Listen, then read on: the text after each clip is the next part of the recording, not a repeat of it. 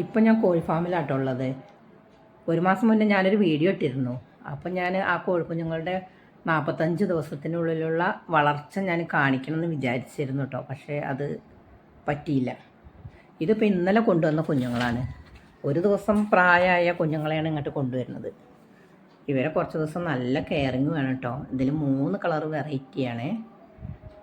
പിന്നെ നമ്മളിതിൽ ചകിരിച്ചോറ് നിരത്തിയിട്ടാണ് ഈ കുഞ്ഞുങ്ങളെ അതിലേക്ക് ഇടുന്നത്.